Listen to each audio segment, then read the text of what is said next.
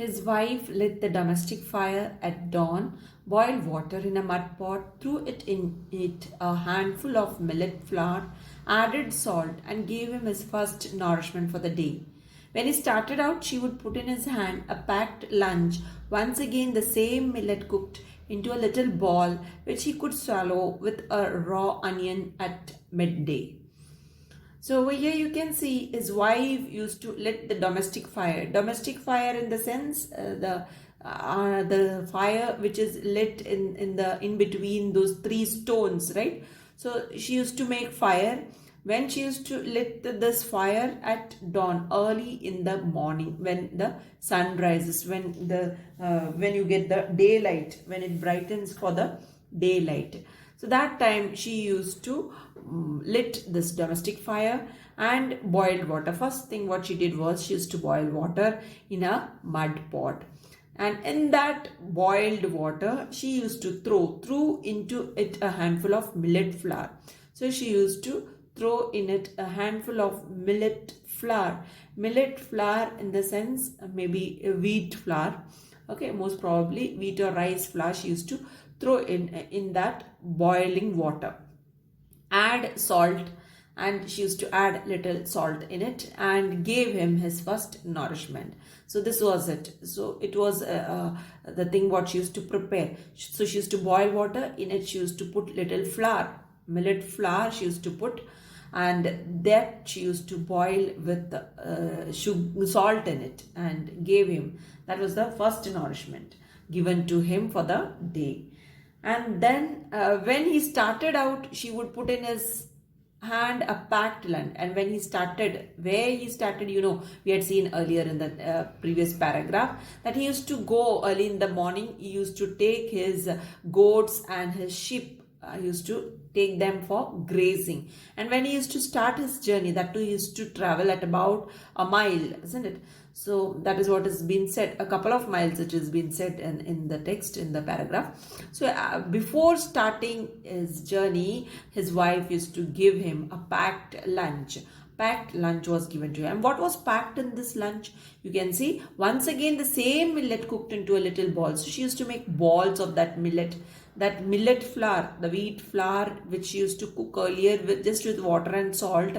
The same thing she used to boil. She used to convert that flour into small little ball which he could swallow with a raw onion at midday. So this millet ball he could swallow, he could eat, and along with that as a side dish what he used to have was a raw onion he used to have with it. And this was eaten for midday in the sense in the afternoon, maybe at 12 or 1 o'clock he used to have his lunch. By that time he used to have, this was the food which he used to have at that time.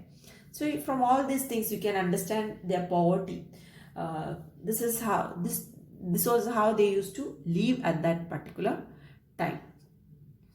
His fortunes had declined gradually, unnoticed.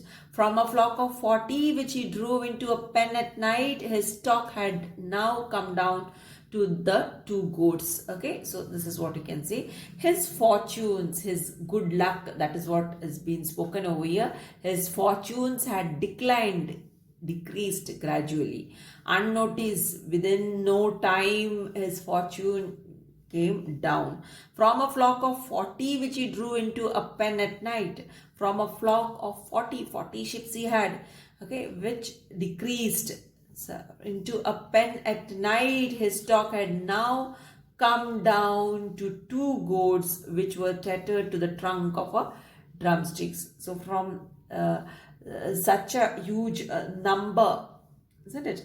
Flock of 40, they came down to 2 goats, decreased to 2 goats, which were tethered to the trunk of a drumstick, which were tethered. Tethered means which were tied, which were connected to the trunk of a drumstick tree. These sheep. So now his sheep and goat, they decreased to 2 goats now, isn't it? So all the sheep, he might have sold it, or maybe they were killed something might have happened to it. So like that they decreased, and now he's having only 2 goats left with him. And these 2 goats, he used to tie them. He used to tie them to the trunk of a drumstick, to the trunk of a drumstick tree. To this he used to tie these goats, which grew in front of his hut, and from which occasionally Muni could shake down drumsticks. So this drumstick tree actually did not belong to Muni. It grew by itself. It grew by itself in front of his hut, in front of his small house. This drumstick tree grew. So he used to tie his goats on this drumstick tree now, and from which occasionally Muni used to what he used to do, he used to shake down the drumstick tree, and he used to get drumsticks from this particular tree. He used to shake down the drumsticks from the tree. So why? To eat them. Okay. This morning he got 6. So when he shook the tree, he got at about 6 drumsticks that morning. So what did he do? He carried them in with a sense of triumph. Although no one could say precisely who owned the tree, it was his because he lived in its shadow.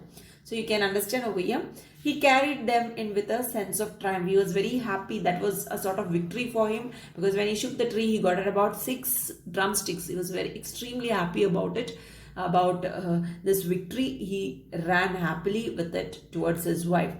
So nobody can say, that is what it is said, although no one could say precisely, nobody could say exactly who was the owner of the drumstick tree, because who was living under the shadow of the drumstick tree?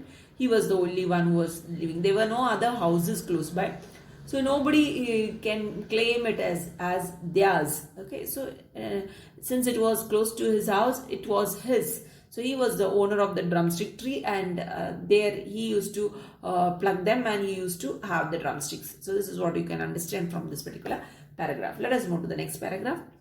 His wife said, "If you were content with the drumstick leaves alone, I could boil and salt some for you." So his wife is saying, if you were content with the drumstick leaves alone. So if you are satisfied with the drumstick leaves alone, you know, drumstick leaves are also very nutritious, isn't it? A lot of iron content you have in this particular vegetable, the drumstick as well as drumstick leaves. So people consume even the leaves, right? Leaves, flowers of drumstick, that even drumstick is taken in, isn't it, consumed by people. So over here his wife said, if you are only satisfied with the drumstick leaves alone, I could boil and salt some for you. So she was planning to boil the drumstick leaves and serve him along with salt. She wanted to serve it.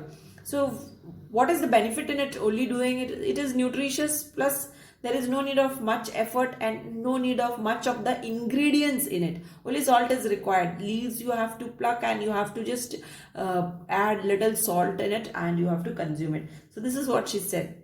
So on this, Muni said, "Oh, I'm tired of eating those leaves. I have a craving to chew the drumstick out of sauce, I tell you." So this is what he said. "Oh, I'm tired of eating those leaves." So he was fed up. So every day he was, from this we can understand, every day he was eating those drumstick leaves like this, boiled in water. So it's not so tasty, isn't it? So to make it tasty, we have to add some more ingredients to it. Then only it becomes tasty. So without any taste, just adding water and salt in it and having it means it's tasteless. So Muni says he was fed up with it. So he wanted to have, I have a craving. I have a craving means I have a strong desire. That is what he's saying. I have a desire. I have a wish to chew the drumstick out of sauce. So he wanted to have the drumstick out of sauce. Like when you prepare drumstick curry, the sauce from it, it tastes very good, isn't it, to chew the drumstick from the curry. So here that is what he wanted to have it in the sauce, in the sense in the gravy. So that is what he meant over here. I tell you, he said, "You have only 4 teeth in your jaw, but your craving is for big things. All right, get the stuff for the sauce and I will prepare it for you. After all, next year you may not be alive to ask for anything." So this is what the wife says. You have only 4 teeth in your jaw. Just you are having 4 teeth and your cravings are big, she says. Your craving is for big things. Okay, even though you just have 4 teeth, you want to have all those stuff for which you really need more teeth to enjoy, right? So this is what she says. All right, she says, but still she agrees. She says, all right, get the stuff. Get the stuff. What she mean by it? Get the stuff for the sauce. In the sense, she is asking her husband to get the ingredients, whatever is required to prepare the gravy of it, gravy of drumstick curry, and I will prepare it for you. So this is what she says. After all, next year you may not be alive to ask for anything. So she says, after all, you may not be alive next year. By next year you will be dead and gone, so you won't be there. So let me satisfy your craving right now. So from this you can understand they were aged people. But first get me all the stuff, including a measure of rice or millet. So this is what she says. You have to get everything, all the stuff, whatever is required for preparation of the sauce. So what else is required over here? Rice. Along with the sauce they can have rice too. Rice or millet, any of this item. Millet is the flour, wheat flour. And I will satisfy your unholy craving. So she says, so if you get all the stuff, including these rice as well as millet, I will satisfy, I will fulfill your unholy craving, your desire, your strong desire, I will fulfill, she says. Our store is empty today. Dal, chili, curry leaves, mustard, coriander, gingerly oil, and one large potato. Go out and get all this. He repeated the list after her in order not to miss any item and walked off to the shop in the 3rd street. So now she said everything is empty. So our store is empty today. So nothing is there left out in their store. They were not having anything with them in the kitchen to cook. That is what she said. So she is asking her husband to get all the stuff. What she wanted? She said dal she want, chili, curry leaves, mustard, coriander, gingerly oil, and one large potato. So all this stuff she wanted to prepare a sauce of the drumstick. So she wanted all these ingredients to be added to prepare a sauce of drumstick, and one large potato. So these were the things what she had given as ingredients, the stuff what she wanted to buy to prepare the sauce of drumstick. Go out and get all this. So she is giving an order to her husband to get all these things.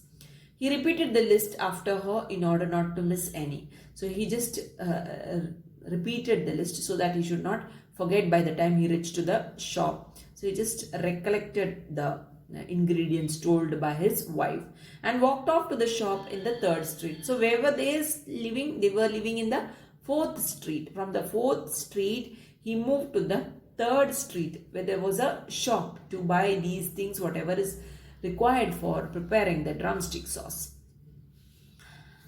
Muni sat patiently. Okay, I'll stop it up to here. Next I will continue in the next class. Thank you very much.